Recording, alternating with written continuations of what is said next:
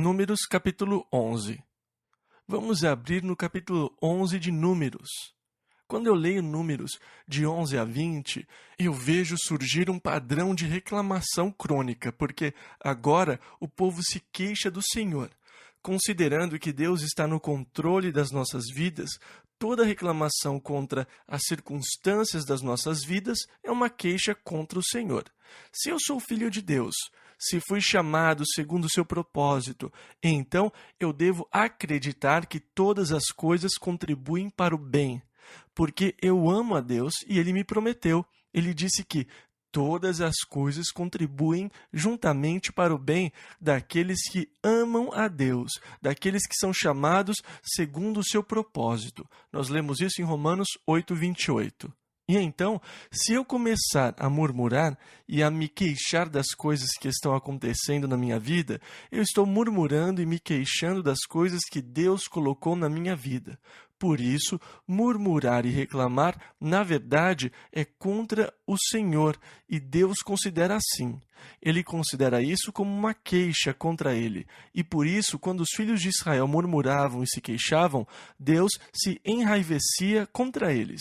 E em muitas ocasiões, ele está pronto para destruí-los. E nós vemos Moisés chegar a interceder de novo, sempre caindo sobre o seu rosto diante do Senhor, suplicando: Deus, não os destrua. E a abundante graça de Deus e o seu perdão são demonstrados várias e várias vezes. Nós aprendemos com estas passagens sobre a longanimidade de Deus, e esta é uma das características de Deus. Faz parte da sua natureza e, na verdade, é uma característica de amor. O amor ágape é paciente e bondoso no seu verdadeiro sentido e é demonstrado da melhor forma com o modo como Deus tratou a nação de Israel, pela paciência e a longanimidade que ele teve com o povo. Eles deveriam agradecer por eu não ser Deus. Eu certamente não teria a paciência e a longanimidade que Deus teve.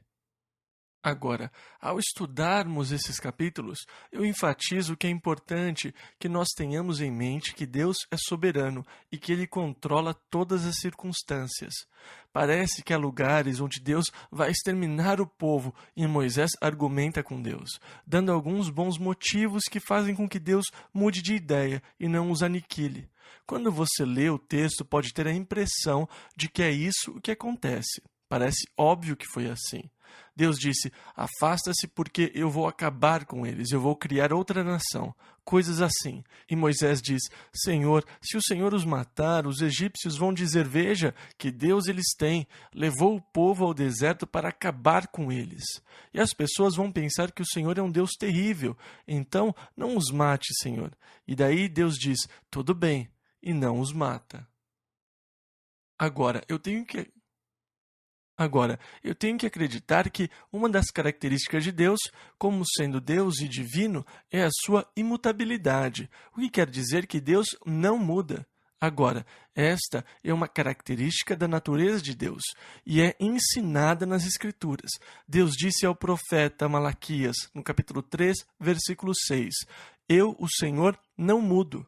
E nós também lemos lá em Números 23:19, Deus não é homem para que minta, nem filho do homem para que se arrependa. Porventura diria ele e não o faria? Ou falaria e não o confirmaria? E então nós sabemos pelas Escrituras que Deus não muda.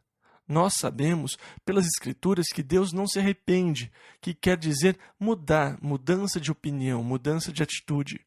E assim, quando nós lemos estas passagens, onde aparentemente há uma mudança na atitude de Deus em relação ao povo, nós temos que entender que aqui Deus não é o vilão e Moisés o mocinho, que Deus não está querendo exterminar o povo e Moisés vem e intercede como o mocinho. A verdadeira oração sempre começa no coração de Deus. Deus toca o meu coração com o seu propósito e com o seu querer. Quando eu começo a entender os propósitos e os desejos de Deus, eu começo a expressá-los por meio da oração. Veja, o mundo está em rebeldia contra Deus. O mundo está revoltado com Deus. Todo o universo obedece a Deus, exceto essa pequena parte, esse pequeno planeta que circula ao redor do Sol. aqui no cantinho da Via Láctea. Este planeta está em rebelião contra Deus, mas Deus está procurando fazer o planeta voltar a ter harmonia com ele, para que ele possa abençoá-lo e fazer por ele o que deseja. E para poder fazer o planeta voltar a ter harmonia com ele, Deus conquistou algumas vidas, as levou a ter comunhão e um relacionamento com ele e procura usá-las para tocar outras vidas. Em outras palavras, a sua vida se torna uma ponte de Deus neste planeta rebelde. E agora, Deus procura alcançar e tocar outras vidas através de você.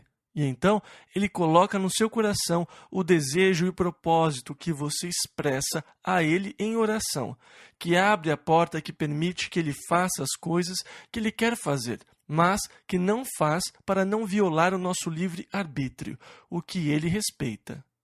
Então, na verdade, a inspiração para a oração de Moisés veio de Deus.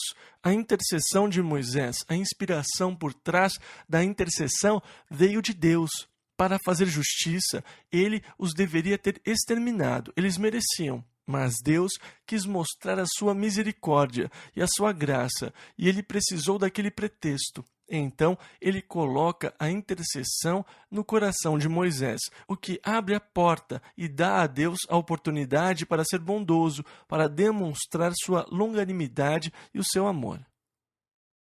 Então, o capítulo 11 começa um ciclo que se repete nos próximos capítulos, versículo 1 ao 3. E aconteceu que queixou-se o povo falando o que era mal aos ouvidos do Senhor. E ouvindo o Senhor, a sua ira se acendeu, e o fogo do Senhor ardeu entre eles, e consumiu os que estavam na última parte do arraial. Então o povo clamou a Moisés, e Moisés orou ao Senhor, e o fogo se apagou. Pelo que chamou aquele lugar Taberá, que quer dizer queimada, porquanto o fogo do Senhor se acendera entre eles. E você acha que eles aprenderam a lição? Não acha? Eles reclamaram. Deus lança fogo entre eles. Alguns deles são consumidos. Eles clamam a Moisés, que ora e Deus apaga o fogo. Agora, com certeza, vocês vão aprender a não reclamar. Não é mesmo? Não. Versículo 4 ao 6. E o vulgo que estava no meio deles veio a ter grande desejo, pelo que os filhos de Israel tornaram a chorar e disseram: Quem nos dará carne a comer? Lembramo-nos dos peixes que no Egito comíamos de graça, e dos pepinos, e dos melões, e dos porros, e das cebolas, e dos alhos. Mas agora a nossa alma se seca, coisa nenhuma há senão este maná diante dos nossos olhos. Então o vulgo, ou seja, as pessoas que saíram com eles do Egito, começaram a ter desejos pelas coisas do Egito, da velha vida. O vulgo não fazia totalmente parte do povo da aliança de Deus. Eram parte egípcios, parte israelitas. E eles não tinham um compromisso verdadeiro e completo com os propósitos de Deus. Eles vieram por diversão, pela aventura, pela agitação. E assim, como muitas pessoas, alguma coisa acontece e elas entram de cabeça e passam a fazer parte, mas elas estão só seguindo o trio elétrico. Mas agora elas começam a se lembrar do Egito. Ah, nós tínhamos tantos peixes, e os pepinos, os melões, as cebolas, os alhos. Eu estou ficando cansado dessa dieta de maná. Tem sempre o mesmo gosto. E ele descreve como era o maná. Ele era como a semente de coentro e tinha a cor do bidélio. Eles colhiam, moíam, faziam pequenos bolos com ele, e ele tinha gosto de azeite. Sem dúvida, era extremamente nutritivo, mas não tinha muito gosto. E eles começaram a desejar as coisas do Egito. O apetite do Egito ainda estava na alma deles. Agora, o Egito representa o mundo, e a vida da carne sempre leva à escravidão. Você lembra a escravidão que eles tinham no Egito? E os terríveis feitores que os afligiam, as cargas que foram postas sobre eles. As costas deles eram continuamente curvadas sob o peso. Na verdade, uma das coisas que Deus disse quando os tirou de lá foi: vocês não têm mais que andar curvados, vocês vão andar eretos. Pois eles andavam curvados por causa dos trabalhos do Egito.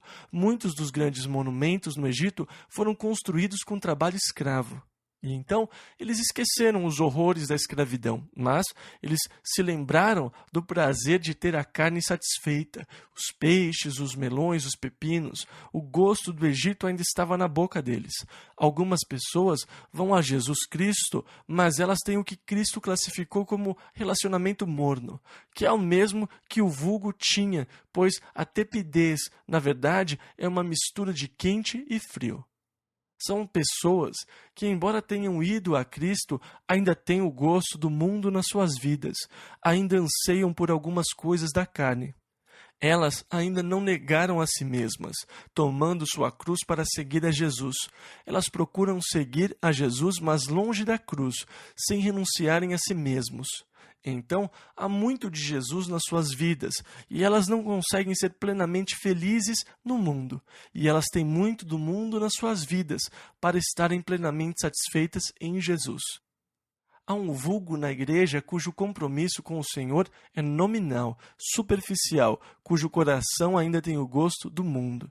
Eu sempre me preocupo quando alguém testifica do mundo, da sua vida passada, das coisas que ele costumava fazer no mundo.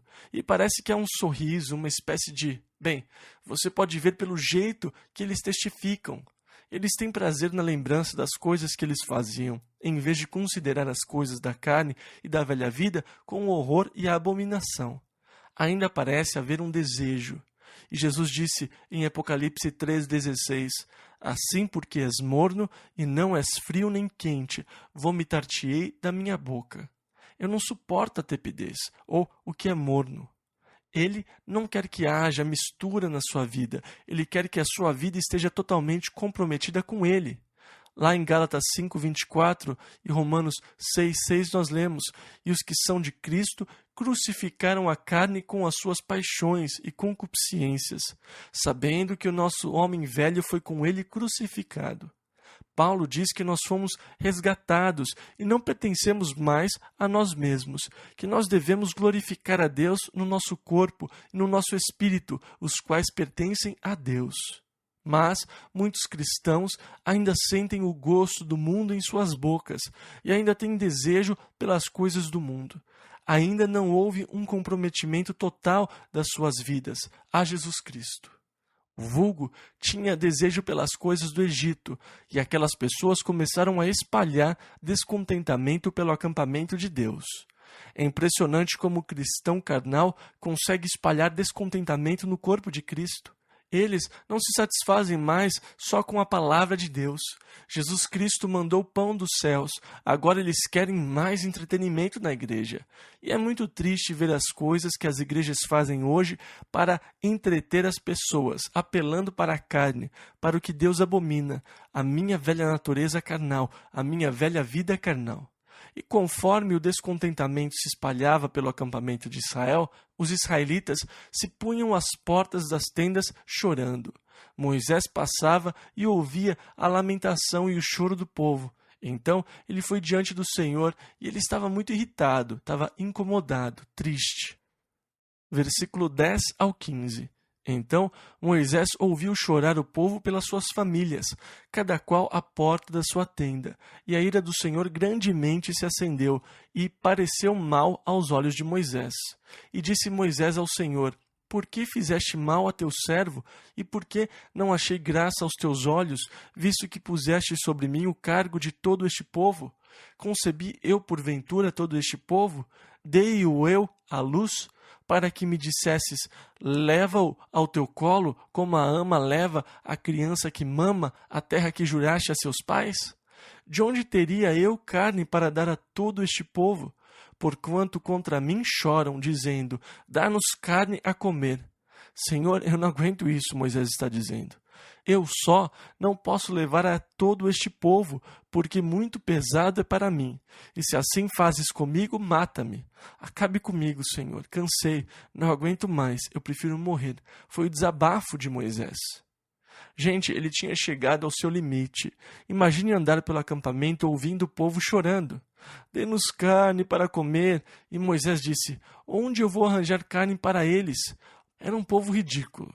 Senhor, eu não aguento, eu não suporto mais isso. Eles não são meus filhos, porque o Senhor os colocou sobre mim?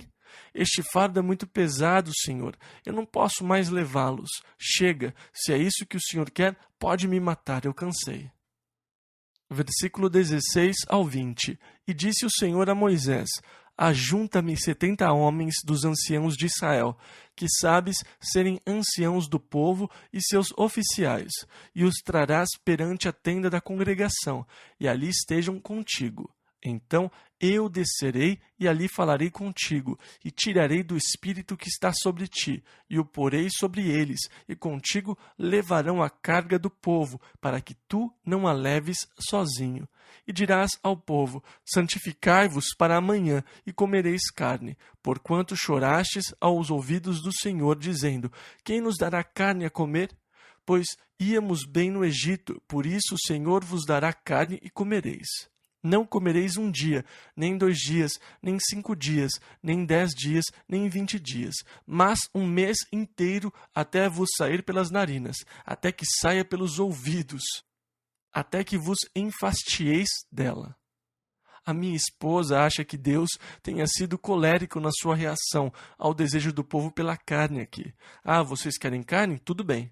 E Moisés falou: Senhor, como é que nós vamos conseguir tanta carne para eles? O Senhor quer que nós matemos todo o gado e todo o rebanho para alimentar o povo? Senhor, o Senhor vai esvaziar o mar de peixes e trazê-los para cá? Como o Senhor vai fazer isso? Porque eu lhes diria isso. Como o Senhor vai fazer? Versículo 23. Porém, o Senhor disse a Moisés: Teria sido encurtada a mão do Senhor? Essa é uma boa pergunta. A mão do Senhor foi encurtada? Quão grande é o seu Deus? Não é interessante que muitas vezes nós limitamos Deus segundo as nossas próprias capacidades? Eu sempre tento ajudar Deus a elaborar os seus planos, dando conselhos sobre a melhor maneira de fazer as coisas. E muitas vezes eu sei o que Deus quer fazer, no geral. Mas como Ele vai fazer? Bem, eu não sei. Se Ele fizesse isso, isso e isso, então poderia acontecer talvez. Então, na minha mente, eu tenho tudo acertado sobre como Deus deveria operar. E as minhas orações se tornam instruções, em vez de orações diretas. Eu dou instruções a Deus sobre como agir. Mas o problema é que Ele nem sempre segue as minhas instruções.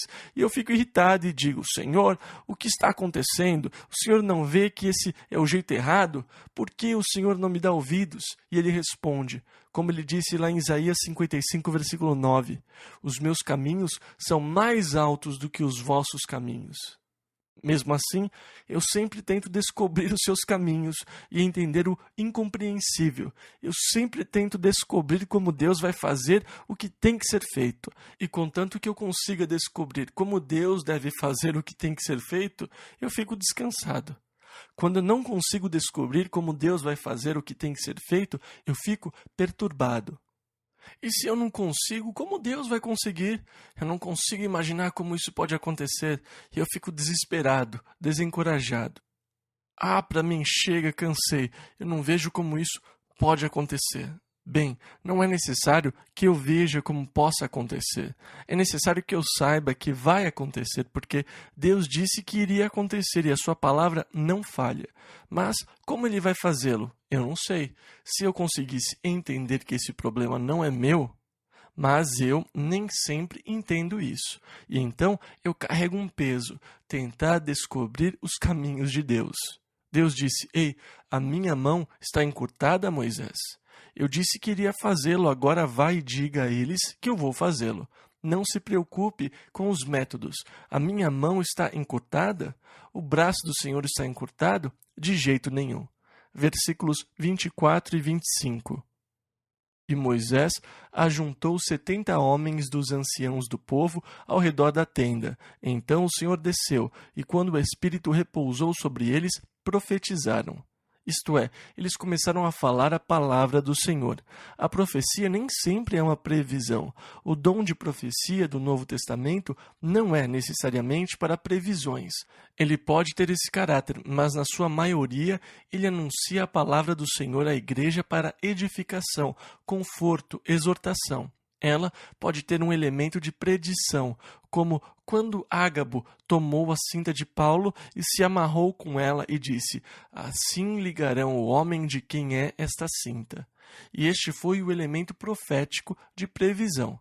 E quando Deus fala, pode haver um elemento de predição, porque Deus sabe o futuro. E nas profecias em que há o elemento de predição, tem um jeito fácil de saber se elas realmente vieram de Deus.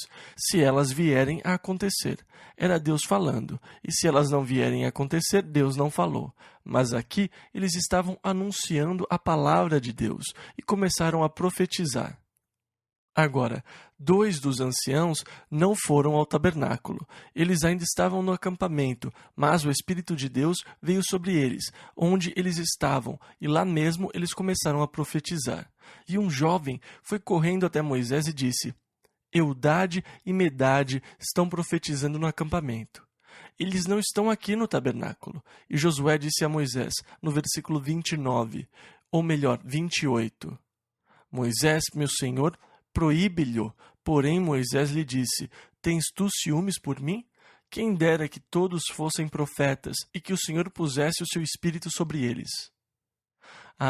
Ele gostaria de ver o Espírito de Deus sobre todo o acampamento de Israel. O seu trabalho seria muito mais fácil se todos estivessem andando no Espírito. Ele podia ver como seria glorioso se todos andassem no Espírito. Agora, os profetas previram esse dia. Lá em Joel 2, versículo 28, diz: "E há de ser que derramarei o meu Espírito sobre toda a carne." No Velho Testamento, isso era limitado. Certos homens, em certas épocas, foram ungidos com o Espírito sobre suas vidas. E no acampamento de Israel, isso foi limitado aos 70 homens. Quem dera que o Espírito de Deus estivesse sobre todos. No Velho Testamento, o Espírito de Deus estava sobre eles, mas Jesus disse: "E eu rogarei ao Pai, e Ele vos dará outro Consolador, para que fique convosco para sempre, o Espírito de verdade, que o mundo não pode receber, porque não o vê nem o conhece, mas vós o conheceis, porque habita convosco e estará em vós." Jesus disse isso em João 14, versículos 16 e 17. Vai chegar o dia em que o Espírito vai habitar em você, Jesus estava dizendo.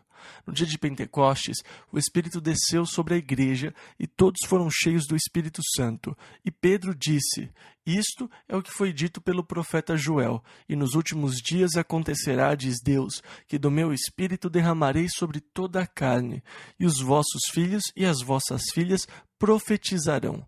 Os vossos jovens terão visões, e os vossos velhos sonharão sonhos. E também do meu Espírito derramarei sobre os meus servos e as minhas servas naqueles dias, e profetizarão." Nós lemos isso em Atos 1, versículo 16 ao 18. Moisés pôde prever como aquele dia seria glorioso. Ele não viu o dia, mas ele pôde imaginar como seria glorioso isso. Como a igreja será gloriosa quando todos andarem no Espírito. Nós teríamos muito menos problemas se todos nós andássemos no Espírito todo o tempo. Não seria fantástico se todos nós andássemos no espírito de amor, se em cada situação, se em todo o tempo nós andássemos no Espírito? E da mesma forma, Moisés pôde antever a vantagem disso, e ele não os proibiu. Na verdade, tem gente que gosta de confinar Deus e padronizar o jeito que ele vai operar. Deus só opera no santuário. Deus só usa ministros ordenados. Você tem que ser ordenado para servir a Santa Ceia. Você tem que ser ordenado para batizar. Os homens gostam de criar regras, mas Deus gosta de quebrá-las. Ele gosta de mostrar que ele não se sujeita às regras do homem. Ele pode operar da maneira que quiser, através de quem ele quiser. E você não tem que ser um apóstolo ungido ou algo assim para ser usado por Deus numa obra poderosa.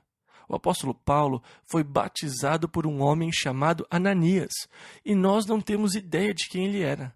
Ele era um membro do corpo de Cristo em Damasco, e foi ele quem impôs as mãos sobre Paulo para que Paulo pudesse receber de volta a sua visão e ser cheio com o Espírito Santo.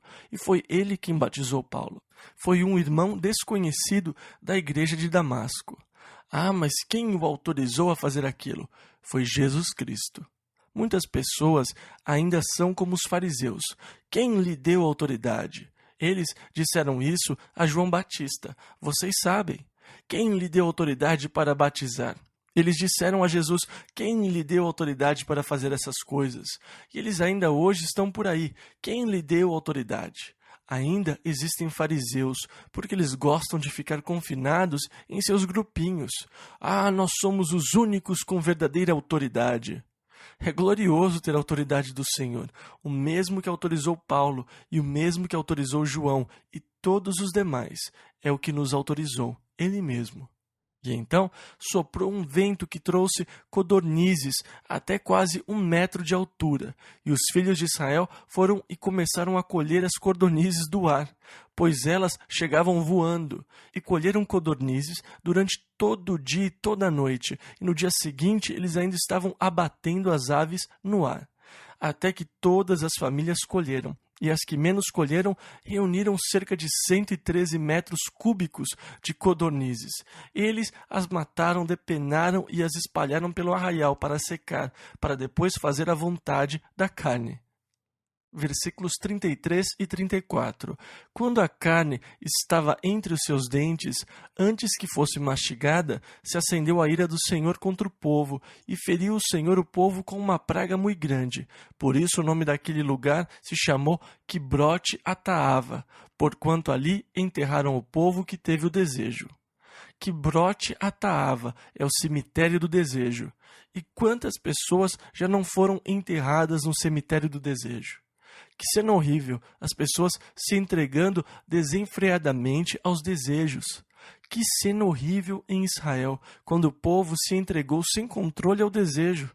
Agora, é isto que as Escrituras dizem no Salmo 106, quando elas falam dessa experiência no deserto. Lemos: e ele lhes cumpriu o seu desejo, mas enviou uma greza às suas almas. Eles queriam carne, ele lhes deu carne, mas houve uma pobreza nessa experiência. Foi a isso que Paulo se referiu em 1 Coríntios 10, quando ele disse: estas coisas foram-nos feitas em figura, para que não cobicemos as coisas más, como eles cobiçaram, para que nós aprendêssemos a não desejar as coisas da vida de escravidão e pecado. Números capítulo 12. Agora, aqui no capítulo 12, Miriam, a irmã de Moisés, e Arão começaram a murmurar contra Moisés. Ele tinha se casado com uma mulher etíope, o que quer dizer que ela deveria ter a pele negra. E eles, sua própria irmã e irmão, começaram a censurar e a criticar Moisés por isso. Versículo 2. E disseram: porventura falou o Senhor somente por Moisés? Não falou também por nós? Ou seja, não temos nós o mesmo direito de falar a palavra do Senhor ao povo como tem Moisés? Versículo 4 ao 6. E logo o Senhor disse a Moisés, a Arão e a Miriam: vós três, sai à tenda da congregação. E saíram eles três. Então o Senhor desceu na coluna de nuvem e se pôs à porta da tenda. Depois chamou Arão e a Miriam, e ambos saíram. E disse: ouve agora as minhas palavras. Se entre vós houver profeta, eu, o Senhor, em visão a ele, me farei conhecer, ou em sonhos falarei com ele. Lá em Hebreus 1:1 nós lemos: havendo Deus antigamente falado muitas vezes e de muitas maneiras aos pais pelos profetas. Deus falava aos profetas, via de regra, por visões ou sonhos. Mas com relação a Moisés, ele disse, versículos 7 e 8, não é assim com o meu servo Moisés, que é fiel em toda a minha casa. Boca a boca falo com ele, claramente e não por enigmas, pois ele vê a semelhança do Senhor. Por que, pois, não tivestes temor de falar contra o meu servo, contra Moisés? Agora, aqui eles estavam falando contra o homem que Deus tinha ungido e que Deus chamou de seu servo. Deus disse: vejam com os profetas. Eu geralmente falo por meio de visões, sonhos ou coisas semelhantes, como enigmas, de maneiras que necessitem interpretação. Mas com Moisés eu falo face a face. Com ele eu falo diretamente. Vocês viram como eu falo com ele. Por que, pois, não tivestes temor de falar contra o meu servo, contra Moisés? Em outras palavras, eles deveriam ter respeitado a sua posição como servo de Deus e porque a unção de Deus estava sobre ele. Uma das qualidades de Davi era o grande respeito pela unção de Deus que tinha estado sobre Saul. Mesmo depois, Davi considerava o fato de que Saul havia sido ungido e não o tocaria. Ele tinha muita consideração e respeito pelo ungido de Deus. E eu acho que Deus aprecia quando nós temos grande respeito por sua unção. E então, por causa do pecado de Miriam e Arão, ela ficou leprosa. Versículo 10 ao 13. E eis que Miriam ficou leprosa como a neve, e olhou Arão para Miriam, e eis que estava leprosa. Por isso Arão disse a Moisés: Ai, Senhor meu, não ponhas sobre nós este pecado, pois agimos loucamente e temos pecado. Ora, não seja ela como um morto, que saindo do ventre de sua mãe, a metade da sua carne já esteja consumida. Clamou, pois, Moisés ao Senhor, dizendo: Ó Deus, rogo-te que a cures. E então, dessa forma, sua irmã ficou leprosa. Arão, é claro, o sumo sacerdote, reconheceu imediatamente e suplicou a Moisés, que por sua vez suplicou a Deus: Ó Deus, rogo-te que a cures. Versículo 14. E disse o Senhor a Moisés: Se seu pai cuspira em seu rosto, não seria envergonhada 7 dias? Então, pelo que ela fez, esteja fechada 7 dias fora do arraial, que ela passe pelo ritual da purificação e depois a recolham. Então, Miriam foi banida do acampamento por 7 dias, e durante o período de ostracismo o povo não partiu. Eles ficaram no mesmo lugar em Azerote. Números, capítulo 13. Agora, aqui no capítulo 13, nós chegamos à história. Eles chegaram a Cádiz Barnea e estão na fronteira, prontos para entrar na Terra Prometida. Eles estiveram por cerca de 2 anos ou pouco mais de 2 no deserto, e agora eles chegaram ao lugar de entrada e posse da terra que Deus lhes tinha prometido. Chegando na fronteira com a terra, Moisés achou que seria sábio mandar espias para que eles pudessem andar pela terra, ver as cidades, as plantações, para fazer uma espécie de estimativa da terra, das fortificações dos povos e tudo mais, e então voltar e trazer um relato e algum fruto da terra. Então, eles escolheram um homem de cada tribo, e desta forma foram 12 os espias que entraram na terra. E na primeira parte do capítulo 13, nós lemos uma lista daqueles que entraram, e 2 deles são importantes para nós. Da tribo de Judá, no versículo 6, Calebe, e da tribo de Efraim, Oséias, filho de Num, no versículo 8. Agora, no final da lista, no versículo 16, nós lemos que a Oséias, filho de Num, Moisés chamou Josué. Oséias quer dizer libertador ou salvação.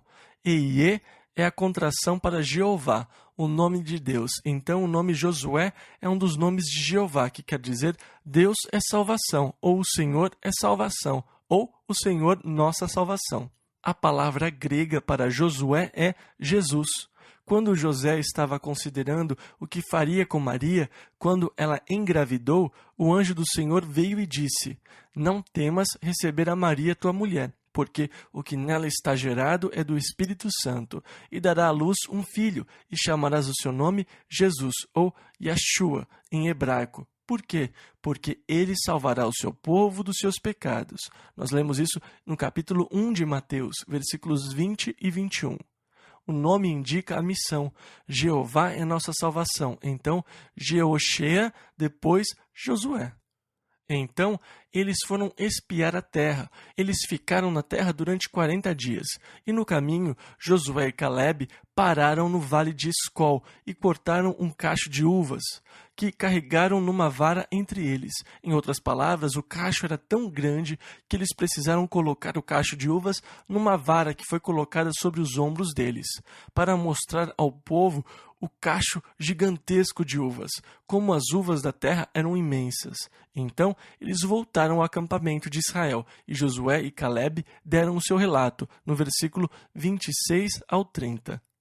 E a toda a congregação, e mostraram-lhes o fruto da terra, e contaram-lhe, e disseram: Fomos à terra a que nos enviaste, e verdadeiramente mana leite e mel, e este é o seu fruto.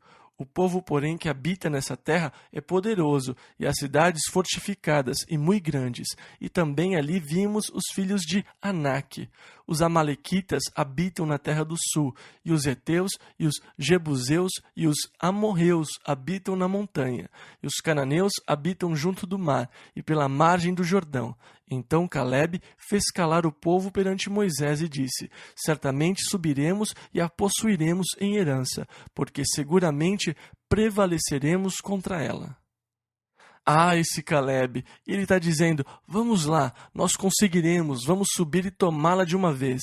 É uma terra maravilhosa. Há problemas? Sim, mas vamos conseguir. Versículo 31 ao 33.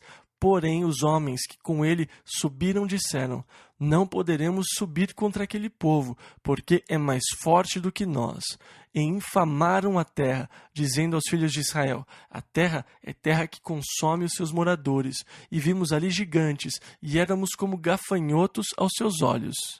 Gente, eles vão nos devorar.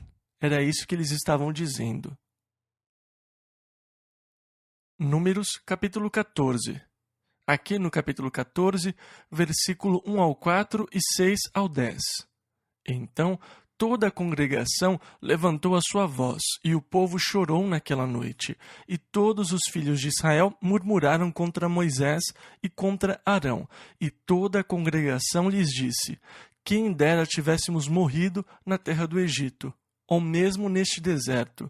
E por que o Senhor nos traz a esta terra? Para cairmos à espada e para que nossas mulheres e nossas crianças sejam por presa? Não nos seria melhor voltarmos ao Egito? E diziam uns aos outros: constituamos um líder e voltemos ao Egito. E Josué, filho de Num, e Calebe rasgaram as suas vestes e falaram a toda a congregação dos filhos de Israel, dizendo: a terra pela qual passamos a espiar é terra muito boa, e se o Senhor se agradar de nós, então nos porá nesta terra, e nola dará, terra que mana leite e mel. Tão somente não sejais rebeldes contra o Senhor, e não temais o povo dessa terra, porquanto são eles nosso pão, retirou-se deles o seu amparo, e o Senhor é conosco. Não os temais, mas toda a congregação disse que os apedrejassem. Eles iam apedrejar Josué e Calebe. Este foi o trágico erro do povo. Deus os levou diretamente à fronteira da entrada da bênção completa, a vida rica e abundante. Ela estava lá. Tudo o que eles tinham a fazer era entrar e possuí-la. Deus já lhes tinha prometido: eu lançarei fora os habitantes de diante de vocês.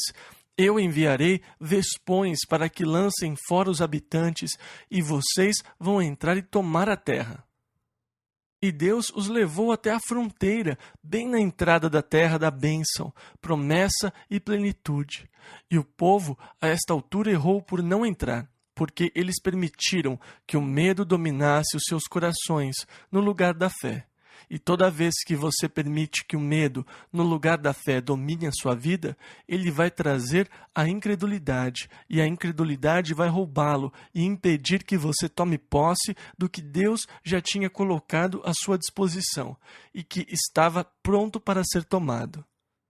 Há muitos cristãos hoje que não tomaram posse da vida rica e plena que Deus tem para eles. Eles estão tendo experiências cristãs ioiôs.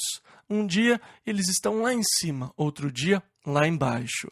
E você nunca sabe qual será a sua disposição espiritual. Às vezes, eles estão flutuando. Outras vezes, eles estão se arrastando. E a experiência cristã deles oscila muito. Eles nunca entraram na plena abundância de vida do Espírito que Deus quer para os seus filhos. Eles vivem sua experiência cristã no capítulo 7 de Romanos e nunca entraram no capítulo 8. Sua vida é uma batalha constante contra a carne. Eles continuam a perambular e a peregrinar pelo deserto, sem nunca entrar para tomar posse da terra rica e plena que Deus lhes tinha prometido. Assim como o Egito representa a velha vida de escravidão no pecado e passar pelo Mar Vermelho representa o batismo, ir a Cristo e passar a ter um novo relacionamento com Deus por Jesus Cristo, e o deserto representa o crescimento normal do cristão ou crente. A terra prometida representa a vida rica e plena que você pode ter em Cristo agora. Infelizmente, nossos hinos fizeram da Terra Prometida algo celestial e fizeram do Rio Jordão a morte. E os nossos cânticos dizem: avante, doce caravana, que vem me levar para o meu lar. Eu olhei sobre o Jordão, o que eu vi? Um grupo de anjos vindo me buscar para me levar para o meu lar. E o Jordão passou a representar, veja, que eu não tenho que atravessar as frias águas do Jordão sozinho, porque ele representa a morte, e então eu vou ao céu, que é a gloriosa promessa de Deus. Mas não é assim, porque depois de cruzarem o Jordão e chegarem à terra, eles ainda vão lutar, ainda haverá batalhas, e você não terá nenhuma batalha no céu. Depois de cruzarem o Rio Jordão e chegarem à terra, eles serão até mesmo derrotados uma vez ou duas vezes. Eles foram derrotados em Ai e pelos gibeonitas. Vocês não serão derrotados nem enganados no céu. O Jordão representa a morte do velho homem, da velha natureza, quando eu reconheço estar morto em Cristo. E a terra da promessa é a vida que eu posso desfrutar no Espírito agora, andando no Espírito e andando segundo o Espírito, obtendo vitórias em Jesus Cristo. Embora no deserto eles tenham tido batalhas, eles nunca obtiveram nada de valor permanente. Somente depois de entrar na terra e de tomar posse da terra que ela passou a ser de sua propriedade. É triste que muitos cristãos passem a sua experiência cristã perambulando e peregrinando no deserto. Dessa forma, o seu caminhar cristão é uma espécie de resistência contínua em vez de alegria. Deus quer que você experimente agora a riqueza e a plenitude da sua bênção e do seu amor. Em Jesus Cristo e pelo Espírito Santo, Deus proveu a você uma vida de vitória, uma vida de bênçãos, uma vida plena, e é a incredulidade que impede que tantas pessoas tomem posse dessa vida. Os 10 espias incutiram medo e o povo foi dominado por ele, tanto que quando Josué e Caleb encorajaram o povo com palavras de fé, os espias disseram: eles são gigantes, nós somos como gafanhotos aos seus olhos. Josué e Caleb disseram: eles são nosso pão. Os 10 espias disseram: nós não vamos conseguir. Josué e Caleb disseram: vamos agora, nós vamos prevalecer. Mas o povo, dominado pelo medo, falhou por não entrar. Na verdade, eles estavam prontos para destruir os profetas de Deus, Josué e Caleb, que os encorajavam. Versículo 14. E disse o Senhor a Moisés: até quando me provocará este povo? E até quando não crerá em mim? Esta é a chave. Foi a falta de fé que os impediu de receber o que Deus tinha para eles. E é a falta de fé que impede você de receber, de entrar pela fé. Veja, o nosso problema é que nós achamos que vamos ter que entrar por obras. Ah, se eu conseguisse ser bom o suficiente, Deus com certeza me abençoaria. Se eu fosse gracioso e bondoso, então eu seria digno e teria a bênção de Deus sobre a minha vida. Mas foi não acreditar e não confiar em Deus que os manteve fora da terra. Não foi por falta de merecimento, foi falta de fé. E é isso o que impede você, a falta de fé, nada mais. E Deus disse a Moisés: afaste-se, eu vou destruí-los. Mas Moisés intercedeu pelo povo, no versículo 17 ao 19. Agora, pois, rogo-te que a força do meu Senhor se engrandeça, como tens falado, dizendo: o Senhor é longânimo e grande em misericórdia, que perdoa a iniquidade e a transgressão, que o culpado não tem por inocente, e visita a iniquidade dos pais sobre os filhos até a 3ª e 4ª geração. Perdoa, pois, a iniquidade deste povo, segundo a grandeza da sua misericórdia, e como também perdoaste a este povo desde a terra do Egito até aqui. Ou seja, Senhor, o Senhor veio até aqui com eles. Vamos até o fim. Desde o Egito, o Senhor os tem perdoado e tem falado da longanimidade, da grande misericórdia e do perdão de Deus. Versículo 20. E disse o Senhor: conforme a tua palavra lhe perdoei. Deus os perdoou e respondeu à oração de Moisés. E depois, eu amo este versículo, versículo 21. Porém, tão certamente como eu vivo, e como a glória do Senhor encherá toda a terra. Aqui, Deus está declarando que tão certamente como Ele vive, isso vai acontecer. Tão certamente como eu vivo, a glória do Senhor encherá toda a terra. E eu mal posso esperar por isso. Que dia glorioso esse vai ser!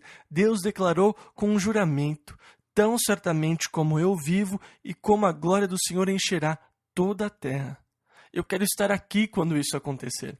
Eu espero estar aqui quando isso acontecer.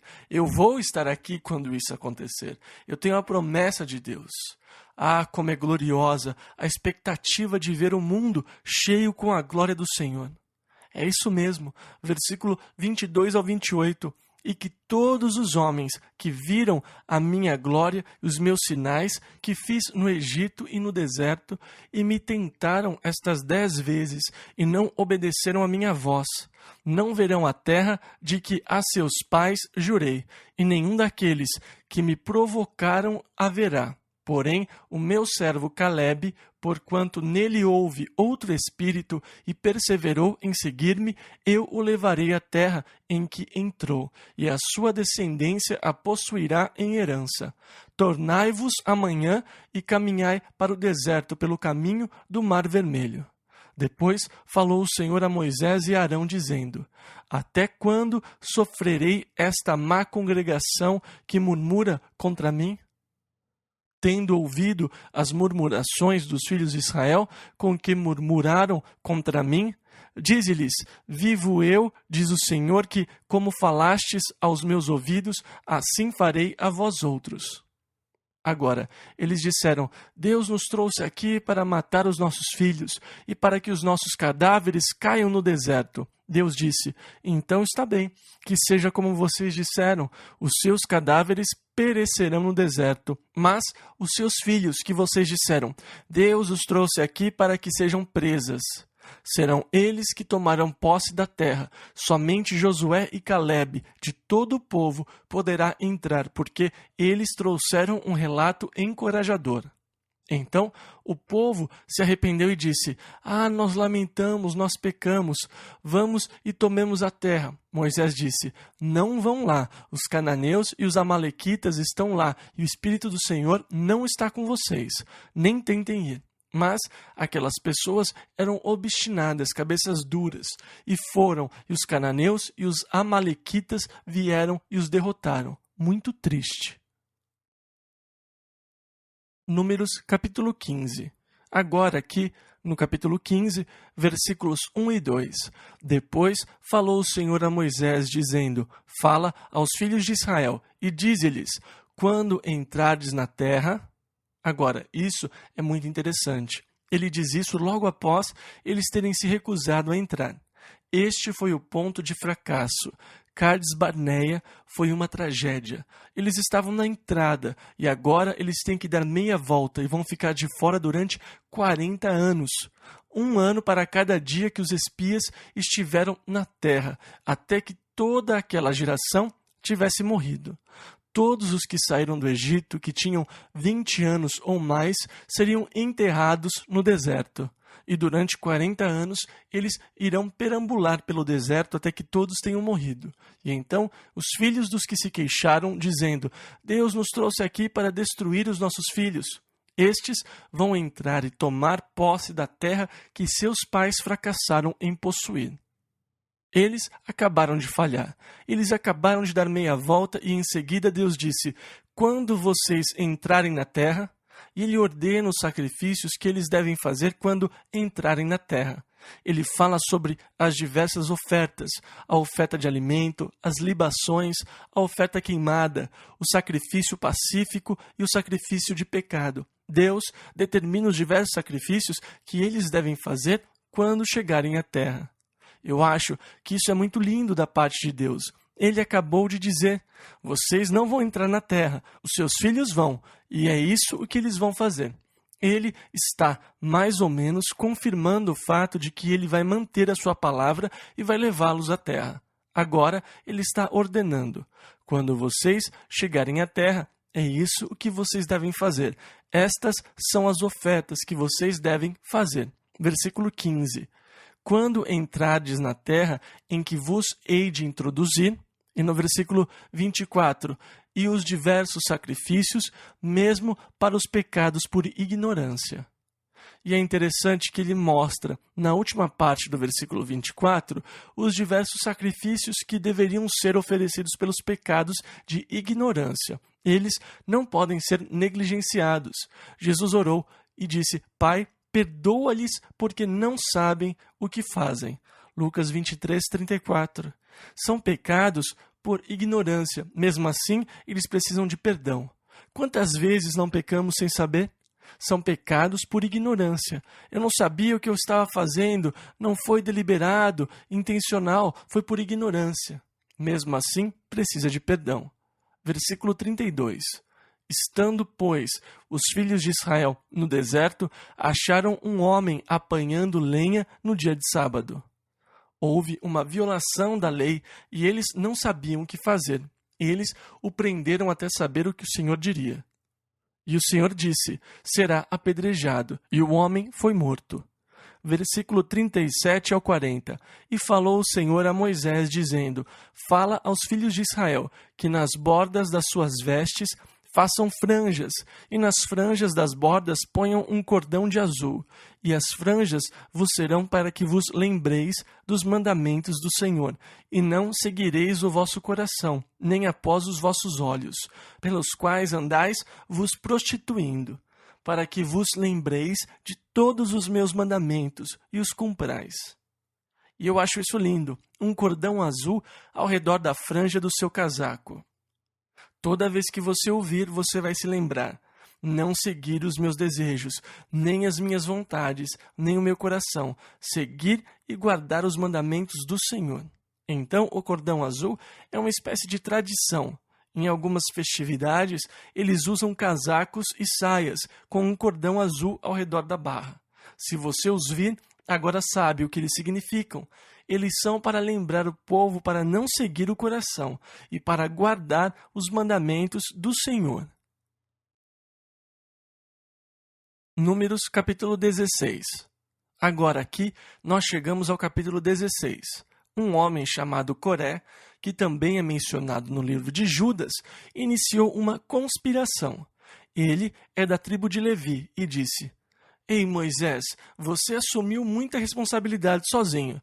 Tudo está amarrado à sua família, e você nomeou seu irmão como sumo sacerdote. Veja, nós somos levitas e nós temos o mesmo direito de oferecer sacrifícios ao Senhor que Arão tem. E nós queremos fazer parte do grupo que serve a Deus, não só carregar o tabernáculo por aí. E Moisés disse: tudo bem, amanhã reúna o seu grupo de 250 homens, peguem os seus incensários, coloquem fogo e deitem incenso. Vamos ver o que o Senhor fará. Bom, Coré incitou os israelitas. Ele reuniu um grande grupo e todo o povo ficou inflamado. Moisés assumiu uma responsabilidade muito grande sobre si, sobre a sua família. Ele está colocando a família dele aqui, ali. E eles se reuniram contra Moisés e Arão de novo. E Coré, o levita, era o líder dessa insurreição, desta rebelião. E Moisés mandou subir 2 deles, mas eles disseram: não subiremos, nós não vamos, não temos que obedecer você. Estes eram Datã e Abirão. Versículo 12. Não subiremos. Por acaso é pouco que você tenha nos tirado do Egito e tenha nos trazido para cá? Nós não estamos na terra. Isto aqui é um deserto. Você não manteve a sua palavra. Você acha que agora nós temos que lhe dar ouvidos? Nós não temos que subir. Então houve um motim, uma rebelião no acampamento. Coré, Abirão e todos eles. Moisés reuniu a congregação e disse: tudo bem, rapazes, vocês não têm que vir. Fiquem nas suas tendas com as suas famílias e seus filhos. Todos os que quiserem participar disso podem ficar bem aí. Se isto é do Senhor, então que o Senhor faça algo novo. Em vez de viverem suas vidas e morrerem uma morte natural, que o Senhor abra a terra e que ela os engula vivo no abismo. E assim que Moisés acabou de falar, a terra se abriu, e Coré e todo o grupo de rebeldes desceu no abismo. A terra se fechou novamente e um grande medo tomou conta de Israel. Versículos 34 e 35. E todo o Israel que estava ao redor deles fugiu ao clamor deles, porque diziam: para que não nos trague a terra também a nós. Então saiu fogo do Senhor e consumiu os 250 homens que ofereciam o incenso. Veio o fogo do Senhor sobre os homens que queriam oferecer incenso, e todos eles foram consumidos. E Moisés disse: tudo bem, agora peguem esses incensários de metal e façam folhas com eles, achatando-os para cobrir o altar como um memorial ou uma constante lembrança, para que nenhum estranho sirva no sacerdócio, somente os ungidos e os chamados por Deus. E então as folhas de metal sobre o altar seriam um memorial para lembrar o povo de que Deus ungiu e nomeou a família de Arão para o sacerdócio e que ninguém deveria assumir o sacerdócio presunçosamente. Aquilo era para que ninguém se rebelasse, dizendo: bem, homens, agora eu sou sacerdote, agora eu sou líder espiritual e santo, e eu tenho favoritismo com Deus. No Novo Testamento, não haveria nenhum sacerdócio. Todo esse sistema foi abolido por Jesus Cristo, que se tornou o nosso grande sumo sacerdote, que subiu aos céus por nós e que abriu as portas para que nós tivéssemos acesso a Deus por meio dele.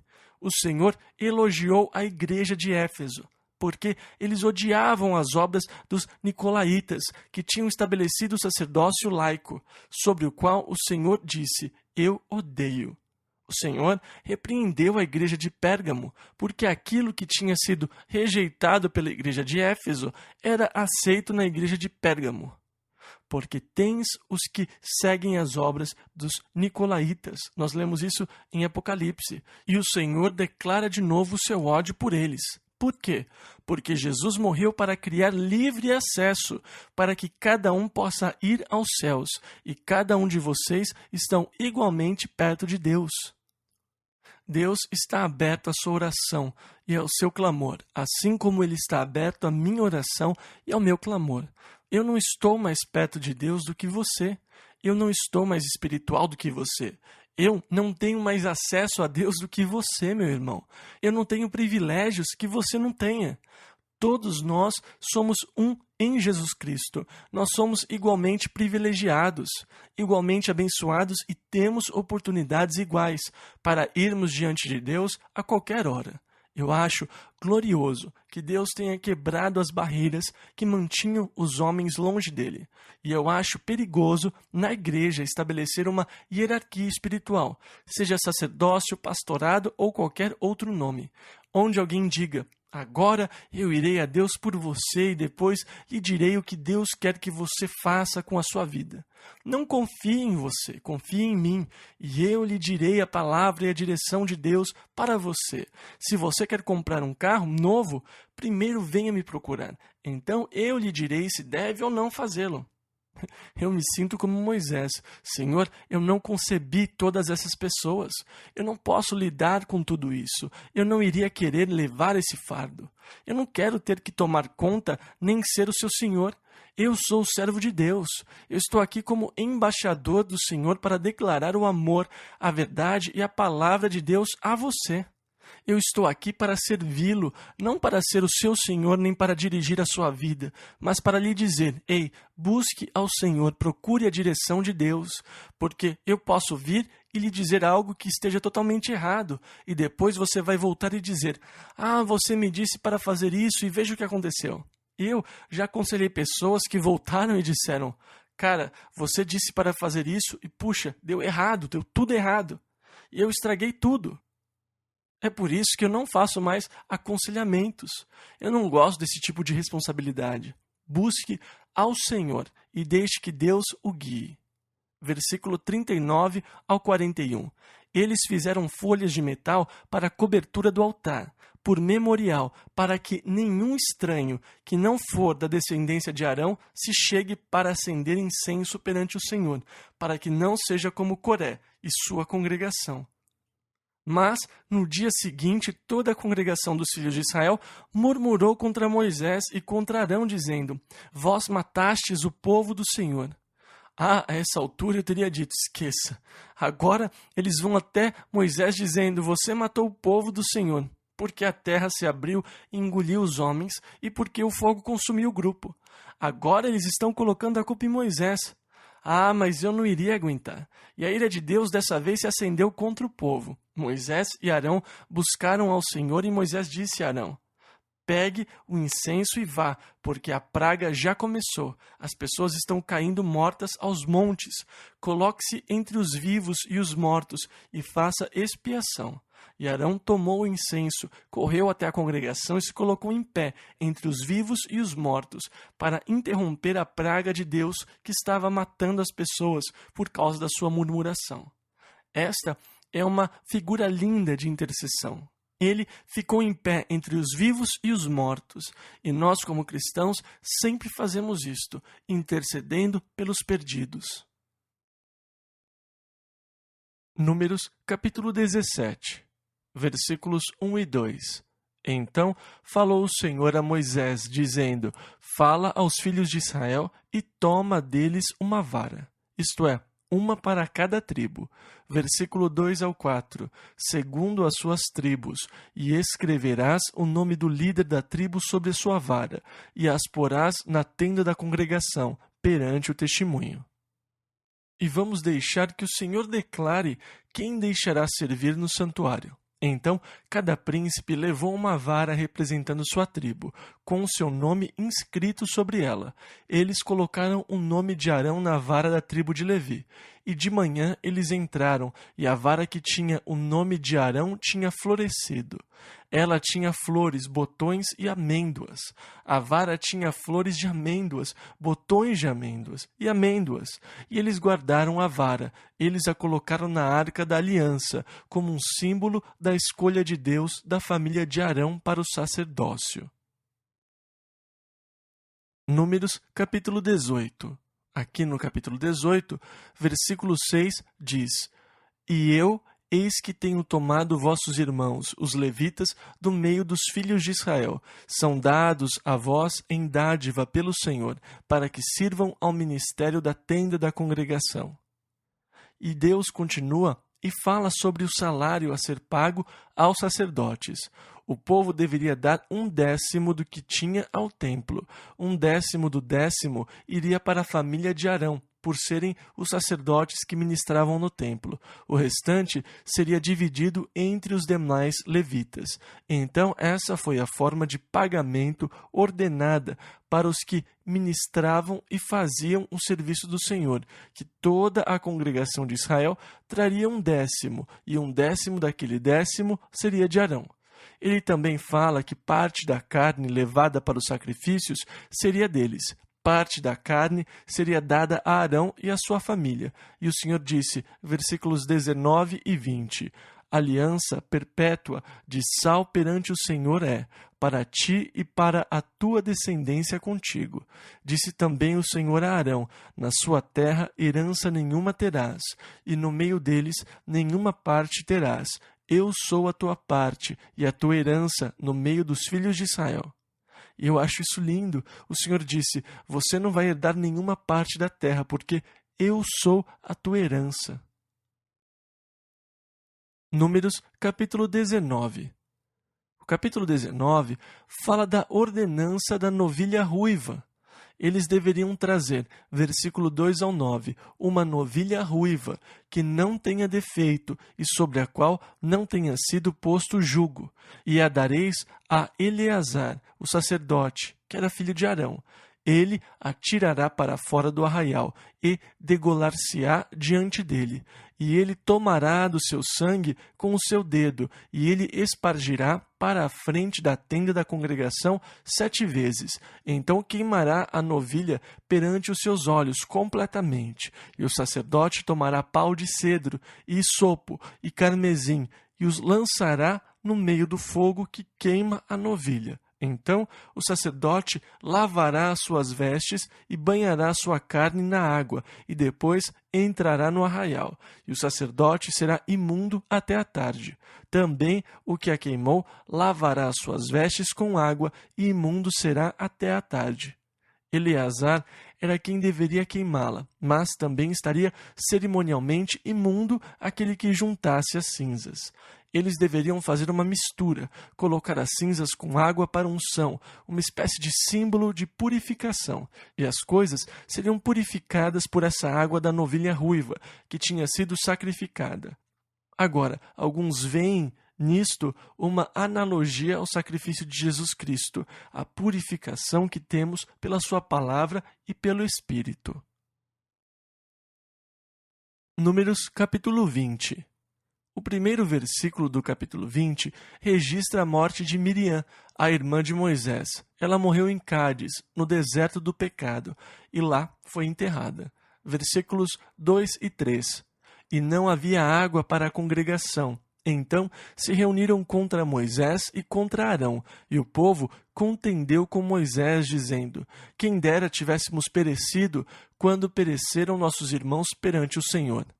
Quem dera que nós também tivéssemos morrido quando os homens com seus incensos foram consumidos pelo fogo, porque agora nós estamos morrendo de sede. Que jeito horrível de morrer! Que jeito horrível de morrer! Morrer de sede é um jeito horrível de se morrer. Eles estavam dando trabalho para Moisés. Versículos 6 ao 13. Então Moisés e Arão se foram de diante do povo à porta da tenda da congregação, e se lançaram sobre os seus rostos, e a glória do Senhor lhes apareceu. E o Senhor falou a Moisés, dizendo: Toma a vara e ajunta a congregação, tu e Arão, teu irmão, e falai à rocha perante os seus olhos, e dará a sua água. Assim lhes tirarás água da rocha, e darás a beber à congregação e aos seus animais. Então Moisés tomou a vara de diante do Senhor, como lhe tinha ordenado. E Moisés e Arão reuniram a congregação diante da rocha. E Moisés disse-lhes: Ouve agora, rebeldes, porventura tiraremos água desta rocha para vós? Então Moisés levantou a sua mão e feriu a rocha 2 vezes com a sua vara, e saiu muita água, e bebeu a congregação e os seus animais. E o Senhor disse a Moisés e Arão: Porquanto não crestes em mim para me santificardes diante dos filhos de Israel, por isso não introduzireis esta congregação na terra que lhes tenho dado. Estas são as águas de Meribá, porque os filhos de Israel contenderam com o Senhor, e se santificou neles. Agora, Moisés era o representante de Deus junto ao povo. Deus disse: vá e fale com a rocha. Lembre-se, na primeira vez, Deus disse para pegar a vara e ferir a rocha. Agora, no Novo Testamento, nós lemos que a rocha era Jesus. Moisés lhes deu água da rocha, e a rocha era Cristo. Então, na verdade, a rocha era um símbolo de Jesus Cristo, que disse à mulher junto ao poço: Aquele que beber da água que eu lhe der, nunca terá sede, porque a água que eu lhe der se fará nele uma fonte de água que salte para a vida eterna. Lemos isso em João 4, versículo 14. A rocha era Cristo, a água da vida. A quem quer que tiver sede, de graça lhe darei da fonte da água da vida. Cristo, a rocha. Cristo foi ferido para que a água da vida pudesse fluir dele para todos nós. O pastor foi ferido, mas dele veio a água da vida, a água que dá a vida, a salvação para todos nós. Mas, uma vez ferido, ele não precisaria ser ferido de novo. Então agora, Moisés está quebrando a analogia. Ferir a rocha 2 vezes é quebrar a analogia, porque como Cristo já tinha sido ferido, tudo o que era necessário era falar. Tudo o que eu tenho que fazer é ir a Ele. Jesus disse em João 7,37, Se alguém tem sede, venha a mim e beba. E tudo o que você tem que fazer é pedir. Cristo não precisa que você o fira novamente. Nós não precisamos passar por isso de novo. Ele não precisa ser crucificado novamente. Uma vez foi o suficiente. A água fluiu da rocha ferida, e agora tudo o que era necessário era falar, pedir e receber. Então aqui Moisés quebra a analogia porque ele está zangado. Agora, ele foi diante do Senhor. O Senhor disse: Moisés, vai e fale à rocha. Reúna a congregação e diante deles fale à rocha, e a água irá fluir para que possam se alimentar, para que possam beber e dar de beber aos animais. Mas Moisés saiu e disse: seus rebeldes, eu tenho que ferir a rocha para lhe dar água de novo? Eu tenho que ferir a rocha para lhes dar água de novo? E ele feriu a rocha. Deus é gracioso. Saiu água em abundância. Deus disse: Moisés, você falhou em me santificar diante do povo. Em outras palavras, você me representou de maneira deturpada. Eu não estava zangado com eles, Moisés, e a rocha não precisava ser ferida. Você devia ter falado com a rocha. Você não obedeceu e não me santificou, e minha imagem foi distorcida. Aquela foi uma representação distorcida de Deus. E Deus disse: porque você distorceu a minha imagem, você não vai poder levar o povo à terra prometida. O sonho da vida de Moisés foi tirado. A razão da sua vida, que era o privilégio de poder levar o povo à terra. Tudo porque ele falhou ao representar Deus devidamente. Parece ter sido uma punição muito severa, mas ela nos mostra como Deus está determinado que nós o representemos devidamente. Isaías 43:10 diz: vós sois as minhas testemunhas. Mas que imagem de Jesus Cristo eu estou dando ao mundo ao meu redor? O que eles pensam de Cristo quando eles olham para mim? Que conceitos de Jesus Cristo eles desenvolvem quando eles olham para mim? Quão fielmente eu o represento? E assim o privilégio de levar o povo à terra prometida foi retirado de Moisés, porque ele não santificou Deus diante do povo. Depois, Moisés enviou mensageiros ao rei de Edom, dizendo: nós gostaríamos de passar pela sua terra. Nós vamos passar nos lugares altos e não pegaremos nada dos seus campos. Só precisamos passar pela terra. E, na verdade, nós somos primos. Vocês devem se lembrar que os edomitas eram descendentes de Esaú e que Moisés era descendente de Jacó. Esaú e Jacó eram irmãos gêmeos, então há um parentesco. Nós descemos ao Egito e você ouviu todas as coisas que nós passamos lá. Mas Deus tem estado conosco e nós estamos voltando para a nossa terra. Nós gostaríamos de poder passar pela sua terra. Mas o rei de Edom se recusou a dar passagem pela terra. Ele disse: não, vocês não vão passar por ela. E ele desceu com seus exércitos e os proibiu de passar pela terra. Então os filhos de Israel tiveram que tomar um outro caminho. Eles deram uma volta contornando a terra de Edom. E na última parte do capítulo 20, nós temos o registro da morte de Arão. O Senhor disse a Moisés, versículo 25 ao 29, toma a vara e a Eleazar, seu filho, e faze-os subir ao monte Hor, à vista de todo Israel, e despe a Arão as suas vestes, e veste-as em Eleazar, porque Arão será recolhido e morrerá ali. Então eles subiram ao monte Hor perante os olhos de toda a congregação, e Moisés despiu a Arão de suas vestes, e as vestiu em Eleazar, seu filho, e morreu Arão, e ali foi enterrado. E então os filhos de Israel continuaram a sua jornada.